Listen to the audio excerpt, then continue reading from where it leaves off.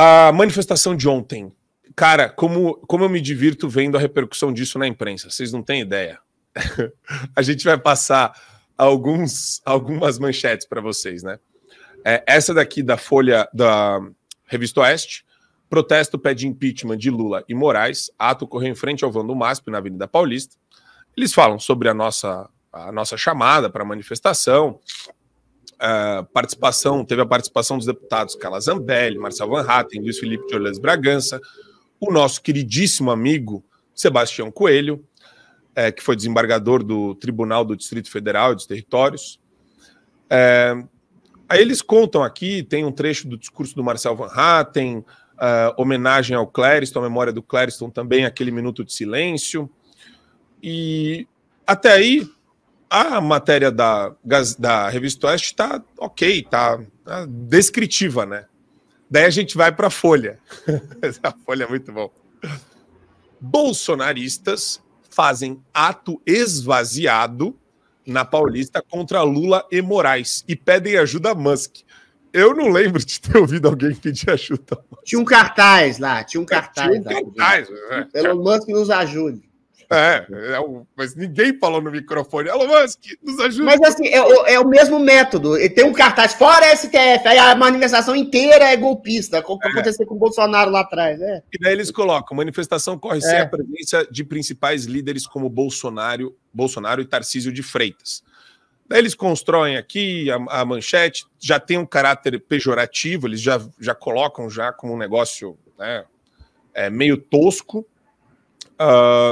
E eu só preciso colocar mais uma reportagem. Bolsonarismo não depende da liderança de Bolsonaro. Apoiadores do ex-presidente reconhecem que já existem outros quadros que podem conduzir seu projeto político. Quando você tem pessoas presas sem o devido processo legal, jornalistas, pessoas, cidadãos censurados de maneira prévia, pessoas que têm suas contas bancárias canceladas, bloqueadas, não podem nem se sustentar com seu trabalho de comunicação.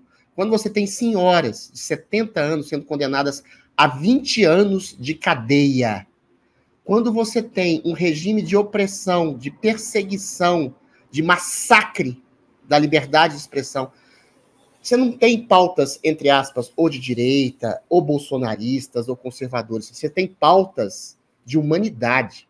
O que a gente fez na Paulista ontem foi uma pauta de humanidade para salvar o país de uma ditadura inclemente do judiciário que persegue, censura e massacra pessoas em nome de uma falsa democracia que eles aludem defender, não é? É claro que o Bolsonaro também está nesse massacre. Exatamente por estar nesse massacre, o Bolsonaro não pode se defender, porque se ele pede o impeachment de um ministro, se ele pede o impeachment do Alexandre de Moraes, ele arrisca ir para a cadeia. Então, o que a gente está fazendo, Marco Antônio, é protegendo não só o Brasil, mas também como o ex-presidente Bolsonaro, fazendo aquilo que ele, eventualmente, ainda não pode fazer, que é dizer: existe uma ditadura no Brasil e nós queremos um freio de arrumação que seja através do impeachment de um ministro, de um juiz que está ultrapassando seus poderes para perseguir, massacrar as liberdades individuais, e a gente quer uma reforma ampla do Estado brasileiro para que a gente ressuscite o princípio de liberdade e democracia no Brasil.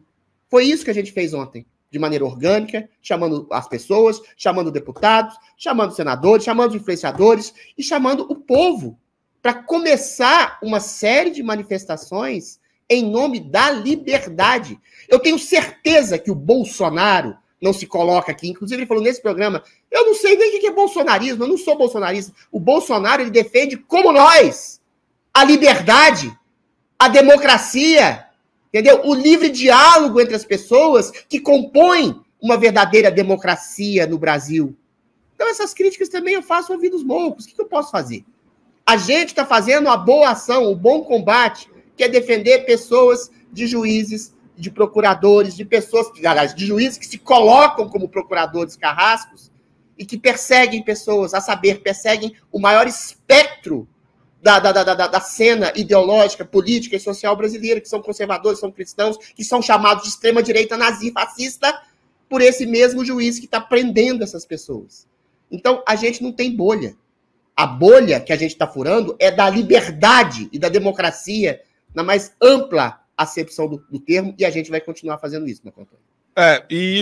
Sinceramente, eu não acho que deveria ter tanta polêmica em torno disso daqui. É uma coisa...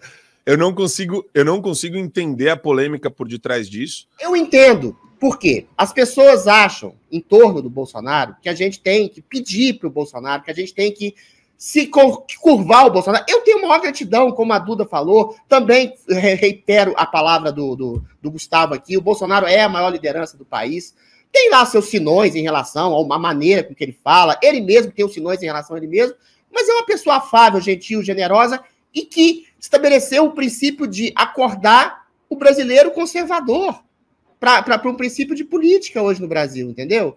Então, assim, agora, a gente está lutando não é pelo bolsonarismo, não é pelo culto à pessoa do Bolsonaro, e o Bolsonaro, eu tenho certeza que ele está apoiando, porque o entorno do Bolsonaro, se a gente vê, o Felipe Martins está preso, cara.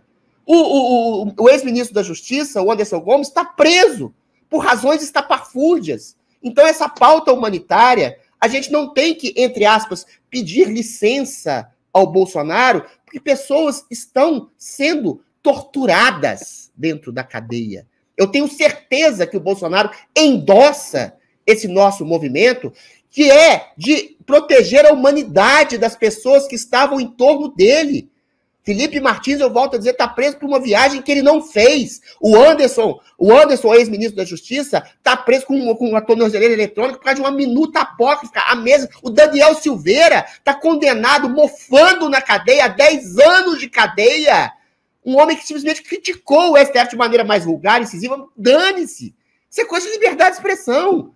O que o Brasil passa por um período de trevas. Então, assim, vamos esperar o Lula sangrar, o Alexandre de Moraes sangrar, ou o Elon Musk voltar. Não tem tempo de esperar para quem está sendo torturado e ficar na cadeia sem o devido processo legal, para mim, é tortura. Um homem já morreu na cadeia, que foi o Crezão. Não há tempo para esperar, a gente precisa fazer alguma coisa.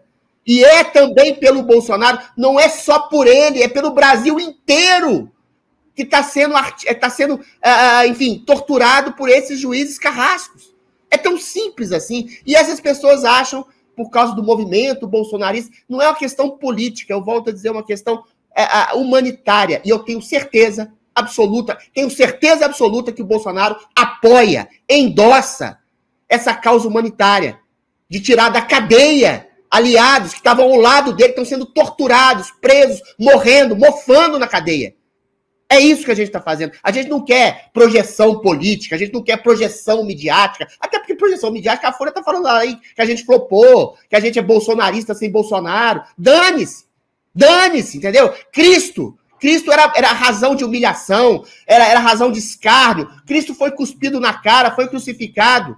Se a gente tem uma razão para sofrer escárnio, para humilhar, se essa razão é um sentido de vida, de tirar a gente da cadeia, da censura, da ruína, eu não tenho problema de ser mofado, de ser gozado, ou pelo Carlos Bolsonaro, ou pelo Fábio Gandarte, ou pela Folha de São Paulo. Eu tenho certeza que o Bolsonaro apoia o movimento humanitário que quer tirar seus aliados da cadeia e quer tirar o Brasil dessa censura e dessa ditadura inclemente que a gente está vivendo.